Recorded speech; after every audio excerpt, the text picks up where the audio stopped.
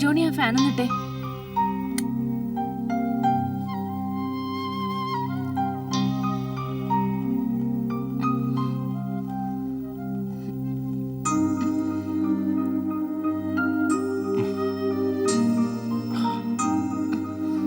ഒരു കാപ്പി ഇട്ടതാ. ക്ലാര വീട്ടിൽ പോയിരിക്കുക. അതുകൊണ്ട് ജോണി തന്നെ ഉണ്ടാക്കുവോ? എന്താ? എനിക്ക് അടുക്കളയിൽ കയറാൻ പറ്റാത്ത ദിവസാ. ഓ, മനുഷ്യൻ ഇവിടെ ടെൻഷൻ അടിച്ച് എന്നാ ചെയ്യണമെന്ന് അറിയാൻ നിൽക്കുക. അപ്പോഴാ ഓരോ കാരണങ്ങളും പറഞ്ഞോണ്ട് വരുന്നത്. ഒരു കാപ്പി ഇട്ടുകൊണ്ട് അടുക്കള അശുദ്ധമാണെങ്കിൽ അങ്ങ് ആകട്ടെ, ഞാൻ സഹിച്ചു. ചില സമയത്ത് തന്റെ ചില ഔട്ട്ഡേറ്റഡ് ആചാരങ്ങളുണ്ടല്ലോ, അത് സഹിക്കാൻ കുറച്ച് പാടാ. ഈ ടെൻഷൻ എന്ന് പറയുന്നത് എല്ലാവർക്കും ഉണ്ട്. എനിക്കൊരു കാപ്പി കുടിക്കണമെന്ന് ആഗ്രഹമുണ്ട്. പക്ഷെ പെട്ടെന്നൊരു സാഹചര്യത്തിന്റെ പുറത്ത് മാറ്റാവുന്ന കാര്യങ്ങളല്ല ആചാരങ്ങൾ. ചുമ്മാ ആചാരങ്ങൾ പറഞ്ഞുകൊണ്ട് നടന്നിട്ട് കാര്യമില്ല. അത് കൊള്ളാവുന്നതാണോന്ന് കൂടി നോക്കണം. ഭർത്താവ് ഒരു കാപ്പി ചോദിക്കുമ്പോ അത് പറ്റിയരാന്ന് പറയുന്നതാണ് ആചാരമെങ്കിൽ അതിന്റെ പേര് ആചാരം എന്നല്ല, തോന്നിയാസം എന്നാ. ജോണി അതിന് ഇഷ്ടമുള്ള പേര് വിളിച്ചോ, പക്ഷെ ചിലതൊന്നും മാറ്റിവെക്കാൻ എന്നെ കൊണ്ട് പറ്റില്ല. അത് ജോണിക്ക് നന്നായിട്ട് അറിയാലോ. ഒരു ഗ്ലാസ് കാപ്പി ഉണ്ടാക്കി കുടിച്ചാ ഇപ്പൊ എന്താ സംഭവിക്കുന്നത്? ചില ആചാരങ്ങളുടെയൊക്കെ പേരിൽ ഞാനൊരു വേലക്കാരനാണോന്നല്ലേ ഉള്ളൂ. സാരമില്ല, ആയേക്കാം. പക്ഷേ ഈ ഒരു സിറ്റുവേഷനിൽ തന്നെ എന്നെ അത് ആക്കരുതായിരുന്നു. അല്ലെങ്കിലും തനിക്കെന്നെ ഇറങ്ങിപ്പോയത് എന്റെ അപ്പച്ചനല്ലേ. ആ പറഞ്ഞതിന് ഞാനൊരു ഉത്തരം പറയണമെന്നാണെങ്കിൽ ഇല്ല. ഇങ്ങനെയുള്ള കാര്യങ്ങൾക്കൊക്കെ മറുപടി പറയുമ്പോ സ്വയം ചീപ്പാവുന്നത് പോലെ എനിക്കൊരു തോന്നൽ. എന്റെ അപ്പച്ചനാണത്രേ. എന്റേതെന്നും തന്റേതെന്നും ഉള്ള വ്യത്യാസം എത്ര പെട്ടെന്നാ വന്നത്. പറയിച്ചതല്ലേ എന്നെ കൊണ്ട്. ചില കാര്യങ്ങൾ തന്നോട് ആവശ്യപ്പെടണേൽ നാളും സമയവും കലണ്ടറും ഒക്കെ നോക്കിയേ പറ്റത്തുള്ളൂ എന്ന് പറയുന്നത് അത്ര സുഖമുള്ള കാര്യമൊന്നുമല്ല. ഇതൊക്കെ ജോണിക്ക് അറിയാവുന്നതായിരുന്നില്ലേ? മറച്ചു പിടിച്ചിരുന്നതോ രഹസ്യമായി വെച്ചിരുന്നതോ ഒന്നുമല്ലല്ലോ. അതോ ഇതൊക്കെ പതുക്കെ പതുക്കെ ഞാനങ്ങ് മാറ്റിക്കോളെന്ന് വിചാരിച്ചോ? ഇതിനേക്കാൾ താൻ എന്നെ ആയിരിക്കും സ്നേഹിക്കുന്നതെന്ന് വിചാരിച്ചു. രണ്ടിലൊന്നും തിരഞ്ഞെടുക്കേണ്ടി വരുമ്പോ അത് എന്നെ ആയിരിക്കുമെന്ന് തെറ്റിദ്ധരിച്ചു. ഭാര്യയ്ക്ക് തൊട്ടുകൂടാത്തപ്പോ ഭർത്താവ് അടുക്കളയിൽ കയറരുതെന്ന് പറയുന്നില്ലല്ലോ അങ്ങും. ഭാഗ്യം, പട്ടിണി അടക്കേണ്ടി വരില്ല. ഇതൊക്കെ എഴുതി വെച്ച പഴയ മുനിമാര് അങ്ങനെ ഒരു സൗജന്യം ചെയ്തല്ലോ. Johnny please, let's stop this for now. വെറുതെ അങ്ങോട്ടും ഇങ്ങോട്ടും പറഞ്ഞോണ്ടിരിക്കാൻ നല്ലാതെ.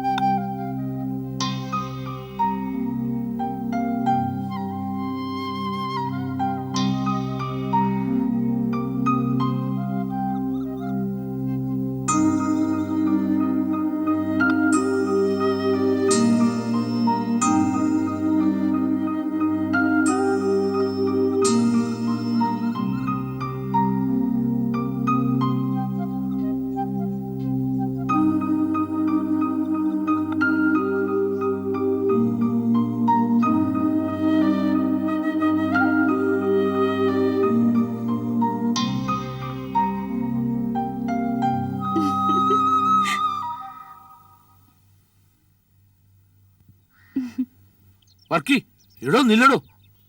ഇവിടെ നിൽക്കാൻ വേണ്ട. താനുമായിട്ടൊരു ഏർപ്പാടും ഞാനില്ല. തന്നെ ധ്യാനത്തിന് വിട്ടുവെന്നും പറഞ്ഞ് നാട്ടുകാരുടെ എനിക്കൊരു പേരൊക്കെയാ വരികയായിരുന്നു. കഴിഞ്ഞ പ്രാവശ്യം തിരിച്ചു വന്നത് ഞാൻ ക്ഷമിച്ചു. തൻ്റെ ഭാര്യ മണ്ണന് കളിയാക്കുന്നത് എന്നെയാ. എൻ്റെ ഇടോ, ഞാൻ പറയുന്നത് താനൊന്ന് കേൾക്ക്. ഞാൻ അവിടം വരെ ചെന്നതാ, ധ്യാനം കൂടാനുള്ള തീരുമാനത്തിൽ തന്നെയാ. ഗേറ്റിന്റെ അടുത്ത് ചെന്നപ്പോഴാ പെട്ടെന്നൊരു കാര്യം ഓർത്തത്. വെള്ളമടിച്ചില്ലല്ലോ എന്നായിരിക്കും. ഇല്ലടോ, ഞാൻ പറയുന്നത് ഒന്ന് കേക്ക്. ഭാര്യ തന്നുവിട്ട് ഉണക്കപ്പരവ വെല്ലുപ്പിന് കൊടുത്തില്ലല്ലോ എന്ന്. അതെങ്ങാനും കൊടുക്കാതെ ധ്യാനവും കൂടിയിട്ട് വീട്ടിലോട്ട് തിരിച്ചു വന്നാൽ വീട് അവളൊരു ഗാകുലത്താക്കും. അല്ല, തനിക്കറിയാമല്ലോ അവളെ. ഓ, അതുകൊണ്ട് താൻ ഇങ്ങ് പോകുന്നു. ഇത്രയൊക്കെ ആയിട്ടും ധ്യാനം കൂടണ്ടെന്നൊന്നും ഞാൻ തീരുമാനിച്ചിട്ടില്ല. കുറുപ്പന്തറയിൽ പോയി അവിടെ അപ്പച്ചൻ്റെ ഞാൻ അത് കൊടുത്തു. എന്നിട്ട് അങ്ങേരുമായി ഞാനിങ്ങനെ സംസാരിച്ചുകൊണ്ടിരിക്കുമ്പോഴാണ് അവിടെ ഞാനൊരാളെ കാണുന്നു. ആര്? എടോ, മത്തായിച്ചനെ. എടോ, നമ്മുടെ മത്തായിച്ചനെ. താനല്ലേ പറഞ്ഞു അങ്ങേർക്ക് എന്തെങ്കിലും സംഭവിച്ചാൽ എന്നെ പോലീസ് പോക്കൂന്ന്. എടോ ദൈവം ഇപ്പൊ എൻ്റെ കൂടെയാ. അങ്ങേര് നല്ല ജീവനോടെ ഉണ്ട്, ഇവിടുന്ന് പോയതിനേക്കാൾ നല്ല ജീവനോടെ. എന്നിട്ട് അങ്ങേര് എന്നാ പറഞ്ഞു? എന്നെ കണ്ടിട്ടും കാണാത്ത മട്ടിൽ ആ ഏരിയയിൽ നിന്ന് അങ്ങ് മുങ്ങിപ്പുള്ളി. കാണാതെ പോയൊരാളെ കണ്ടെങ്കിൽ അതിവിടെ വന്ന് പറയാന്നുള്ളതല്ലേ എൻ്റെ മര്യാദ. ഇതെല്ലാം കഴിഞ്ഞപ്പോൾ രാത്രിയായി, ഇങ്ങോട്ടോട്ട് വണ്ടിയും കിട്ടിയില്ല. ഞാൻ അവിടം വരെയും ചെന്ന് 2 വീശിയേച്ച് അടുത്തുള്ളൊരു ലോഡ്ജിൽ മുറി എടുത്ത് അവിടെ കിടന്നു. പിന്നെ രാവിലെയുള്ള ഫസ്റ്റ് ബസ്സിന് ഇങ്ങനെ പോരുകയായിരുന്നു. അല്ല, തൻ്റെ ഭാര്യയുടെ വല്യപ്പൻ്റെ വീട്ടിൽ തന്നെ മത്തായത്തിന് കാര്യം. ഇടൂ, അതിന് വല്യപ്പച്ചൻ വീട്ടിലല്ലടോ താമസം. പിന്നെ ഇടൂ, അങ്ങേര് അവിടെ ഒരു ഓൾഡ് ഏജ് ഹോമിലാ, വൃദ്ധസദനത്തിൽ. ഇടൂ, മനസ്സിലാകുന്ന ഭാഷയിൽ പറഞ്ഞാൽ പ്രായമായവർ താമസിക്കുന്ന അനാഥ മന്ദിരം. അവിടെ വെച്ചാണോ മത്തായത്തിന്? അതേന്നേ, ബാക്കി അനാഥരുടെ കൂട്ടത്തിൽ മത്തായച്ചനും. ഹോ, എൻ്റെ അമ്മോ.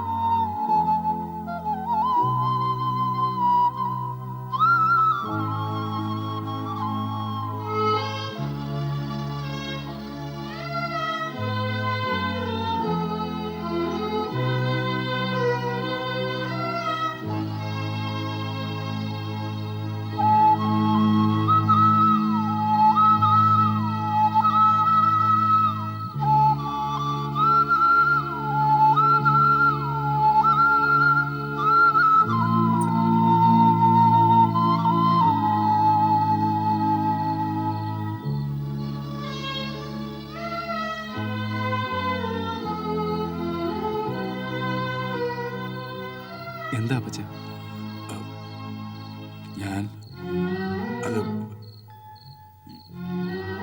ഞാനത് നിങ്ങളെ വിഷമിപ്പിക്കാൻ വേണ്ടി ചെയ്തതല്ല, ഒളിച്ചോടുകയല്ലായിരുന്നു. രാത്രി ഉറങ്ങാൻ പറ്റാതെ കിടന്നപ്പോൾ, ഉറങ്ങിയാൽ തന്നെ ഉണരരുതേ എന്ന് പ്രാർത്ഥിക്കേണ്ടി വന്നപ്പോൾ ഇന്നടത്തോട്ടൊന്നില്ലാതെ ഇറങ്ങിപ്പോയതാ. എന്തിനാ അങ്ങനെ ചെയ്തതെന്നോ, എന്തുകൊണ്ടാ നിങ്ങളുടെ വിഷമത്തെ പറ്റി ഞാൻ ഓർക്കാഞ്ഞതെന്നോ എനിക്കറിയാൻ മേല.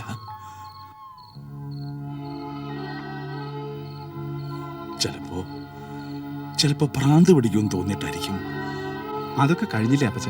വൃദ്ധസദനത്തിൽ നിന്റെ കണ്ണിലേക്ക് നോക്കിയപ്പോൾ, ആ വിഷമം കണ്ടപ്പോൾ എനിക്ക് തോന്നിയത് പിള്ളേരെ കഷ്ടപ്പെടുത്തിയതിൽ എൻ്റെ സാറാമ്മ എന്നെ കുറ്റപ്പെടുത്തുക എന്ന്. പക്ഷെ ഞാൻ പോയത് സഹിക്കാൻ എനിക്ക് പറ്റാതായപ്പോഴാ. ഞങ്ങൾക്കതറിയാം. പക്ഷേ അമ്മച്ചി മരിച്ചോന്ന് വെച്ച് അപ്പച്ചൻ്റെ ജീവിതം ഇല്ലാതാവുന്നൊന്നുമില്ല. ജീവിച്ചിരിക്കുന്നവർ ഏറ്റവും സന്തോഷത്തോടെ ജീവിക്കുന്ന മരിച്ചുപോയുടെ ഏറ്റവും വലിയ ആഗ്രഹം. മരണത്തെ ഓർത്ത് ജീവിതത്തെ വിഷമിപ്പിക്കുന്നതാണ് അവരോട് ചെയ്യുന്ന തെറ്റ്. പക്ഷേ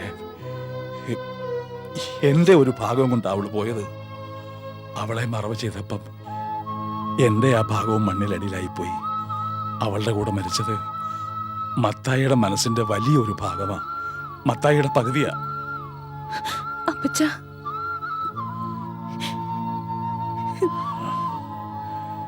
നിന്നെ ഞാൻ മോളേന്ന് വിളിച്ചിട്ടില്ല, പേര് പോലും വിളിച്ചിട്ടില്ല. അത് ഇതെന്നൊക്കെ പറഞ്ഞിട്ടുള്ളൂ. അങ്ങനെ പറയുമ്പോ എന്തിനോ നിന്നോട് പകരം വീട്ടുന്നൊരു സുഖം കിട്ടിയിരുന്നു. എന്റെ സാറാമ്മയ്ക്ക് നീ മോളായിരുന്നു. എന്നിട്ടും ഞാൻ വേദനിപ്പിക്കാവുന്നിടത്തൊക്കെ വേദനിപ്പിച്ചിട്ടേ ഉള്ളൂ. ക്ഷമിക്കാൻ പറ്റുമോ നിനക്ക്? സാറാമ്മയെ ഓർത്തേലും ഇപ്പോ ഈ നിമിഷം കണ്ട് ഏറ്റവും കൂടുതൽ സന്തോഷിക്കുന്നുണ്ടാവുക അമ്മച്ചിയായിരിക്കും. അപ്പച്ചന് ഒറ്റയ്ക്കാണെന്നുള്ള വിചാരം ഉണ്ടാവരുത്. അങ്ങനെ തോന്നിയാലും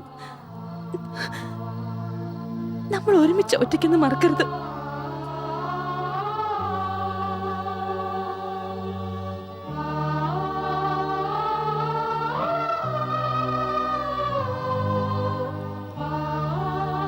ദാ, എന്താ അപ്പച്ചത്? അമ്മച്ചിയുടെ ആഭരണപ്പെട്ടിയാ. അവള് ചെയ്യാൻ ബാക്കി വെച്ചത്. വെറുമൊരു അവകാശ കൈമാറ്റമല്ല ഇത്, സ്ഥാന കൈമാറ്റമാ. ദാ,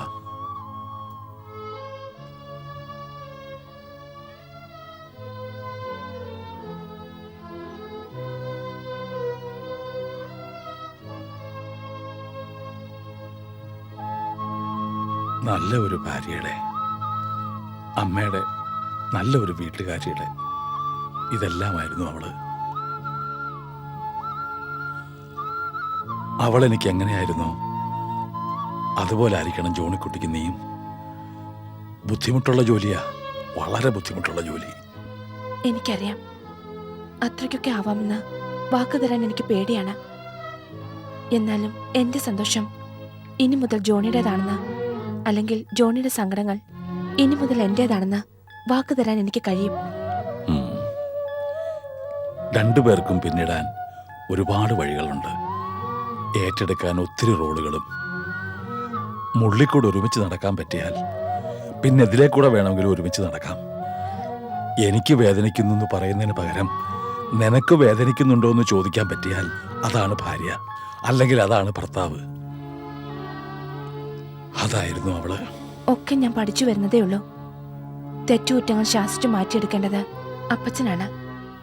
ഞാൻ ചോദിച്ചില്ലെങ്കിലും ഉപദേശങ്ങൾ തരേണ്ടതും അപ്പച്ചനാണ്. ഉണ്ടായിട്ടും ഇല്ലാതായി പോയ ബന്ധങ്ങൾക്ക് ഞാൻ പകരം കാണുന്നത് അപ്പച്ചനെയും ജോണിയുമാണ്. പേടിക്കണ്ട, ദൈവത്തെ നേരിക്കണ്ട് നിങ്ങൾക്ക് വേണ്ടി റെക്കമെൻഡ് ചെയ്യാൻ പോയിരിക്കുന്ന പാർട്ടി അത്ര നിസ്സാരക്കാരിയല്ല.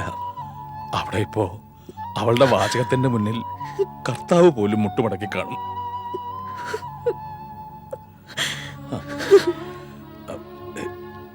എന്നതാണെന്നറിയത്തില്ല. നേര് പറഞ്ഞ എന്റെ മനസ്സിൽ നിങ്ങളുടെ കല്യാണം കഴിഞ്ഞു എന്നൊരു തോന്നല് വരുന്നത് ഇപ്പോഴാ.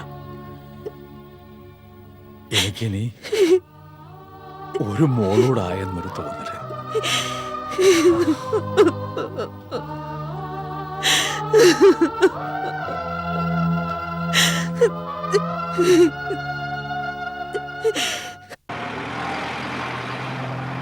മിസ്റ്റർ ദേവനാരായണൻ എന്ത് ചെയ്യുന്നു? കൃഷിയാണ്. കുറച്ച് സ്ഥലമുണ്ട്. വീട്ടിലാരൊക്കെയുണ്ട്? ഭാര്യയും ഒരു മകനും.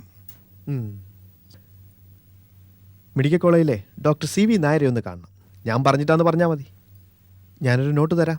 എന്താ, കാര്യമായ എന്തെങ്കിലും? എന്നല്ല, ഒരു ഡീറ്റെയിൽ ചെക്കപ്പ് നന്നായിരിക്കും. ഡോക്ടർ നായരാകുമ്പോൾ ഡോക്ടർക്ക് എന്തോ സംശയമുള്ളത് കൊണ്ടാണല്ലോ എന്നെ വേറൊരാൾക്ക് റെഫർ ചെയ്യുന്നത്. ആ സംശയം എന്താണെന്ന് ഞാൻ അറിയുന്നതിന് ബുദ്ധിമുട്ടുണ്ടോ? ഏയ് എന്നല്ല. ഡോക്ടറെ, ഞാൻ സ്ഥിരമായി കാണാറുള്ള ഒരു ഒഫ്താൽമോളജിസ്റ്റ് ഉണ്ട്. ഇന്നിപ്പോൾ അയാളെ കാണാതെ ഇങ്ങോട്ട് പോകുന്നത് രോഗം അത്ര നിസ്സാരമല്ലെന്നും ചെറിയ തോതിലെങ്കിലും അതിന് ഒരു രഹസ്യ സ്വഭാവം ഉണ്ടെന്നും എനിക്ക് തോന്നിയത് കൊണ്ടാണ്. പരമ്പരാഗതമായി ഞങ്ങളുടെ കുടുംബത്തിൽ കണ്ടുവരുന്ന ഒരു നേത്രരോഗമുണ്ട്. വന്നു കഴിഞ്ഞാൽ പതുക്കെ പതുക്കെ കാഴ്ചശക്തി നഷ്ടപ്പെട്ടു പോകുന്ന ആ രോഗമാണെന്ന് തോന്നിയത് കൊണ്ടാണ് ഞാൻ ഡോക്ടറെ അടുത്തേക്ക് തന്നെ വന്നത്. ഒന്നും മറച്ചു വെക്കണ്ട. ഇനി അത് തന്നെയാണെന്ന് കേട്ടാലും ബോധം കെട്ട് വീഴാനൊന്നും പോകുന്നില്ല. അല്ല, നമുക്കൊരു സെക്കൻഡ് ഒപ്പീനിയൻ കൂടി ചോദിക്കാം. എൻ്റെ ആദ്യ നിഗമനം നിങ്ങൾ ഇപ്പോൾ പറഞ്ഞ ആ രോഗം തന്നെയാണെന്ന്. Optic atrophy. കാഴ്ച പോകുന്ന നിർബന്ധമൊന്നുമില്ല. ഇപ്പോൾ വളരെ സ്ട്രോങ് ആയിട്ടുള്ള മെഡിസിൻ ഉണ്ട്. എൻ്റെ കുടുംബചരിത്രം പരിശോധിച്ചാൽ കഴിഞ്ഞ 3 തലമുറയിൽ 5 പേർക്കാണ് ഈ രോഗം വന്നത്. ആ 5 പേർക്കും കാഴ്ചപ്പാടെ നശിച്ചു. എൻ്റെ കാര്യത്തിലും അത്ഭുതമൊന്നും ഞാൻ പ്രതീക്ഷിക്കുന്നില്ല ഡോക്ടറെ. ഒപ്റ്റിക് അട്രോഫിയുടെ അവസാന ഘട്ടം അന്ധത തന്നെയാണെന്ന് എനിക്കറിയാം.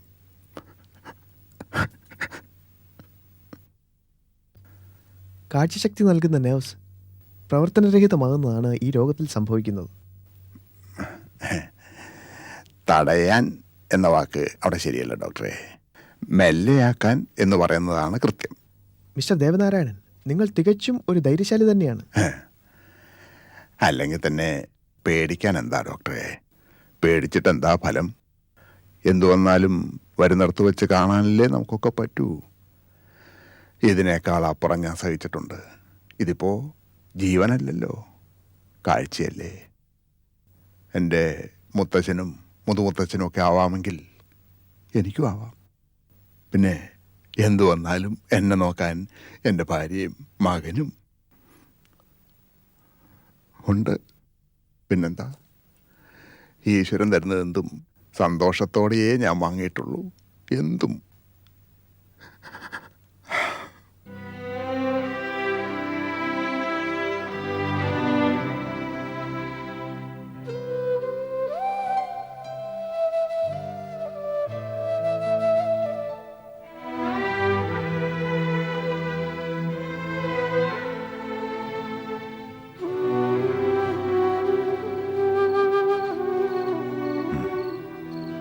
ஒன்றரை வருஷத்துக்குள்ள உங்க படிப்பை முடியும் அல்லவா? ஆமா. அதுக்கப்புறம் நீ என்ன பண்ண போற? ஏதாவது பிளான் இருக்கா? எம்பிஏக்கு சேர்ந்தா கொள்ளான்னு இருக்கு. இனிமே நீ எங்கூட நம்ம കൃഷിയിടങ്ങളെല്ലാമേ വരണം. കൃഷി വിഷയമായ കണക്കുകളും കാര്യങ്ങളും നീ കൂടെ പഠിച്ചിരിക്കണം.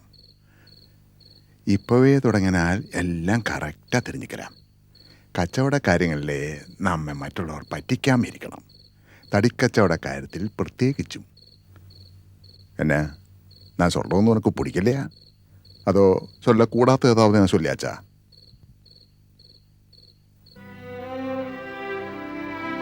കാര്യങ്ങൾ பார்க்கறதுக்கு எனக்கு வயசு 19 ஆச்சு. நான் எப்போ കിടപ്പിലാവുന്നത് யாருக்கு தெரியும்? എന്നോட കാര്യം മാത്രമല്ലേ, ഉന്നെ കൂടെ ചേർത്തതാണ് ഞാൻ சொன்னேன். ഇനി എല്ലാ കാര്യങ്ങളും ഏറ്റ് ചെയ്യാൻ നമ്മളാലും മുടിയുമാ? ഇവനെല്ലാം തനിയാ ചെയ്ത് പഠിക്കണം എന്നതാണ് சொன்னேன். അല്ലാതെ അതൊക്കെ വേറെ അർത്ഥമോ വ്യാഖ്യാനമോ ഒന്നും കൊടുക്ക വേണ്ട കാര്യമേ ഇല്ലേ.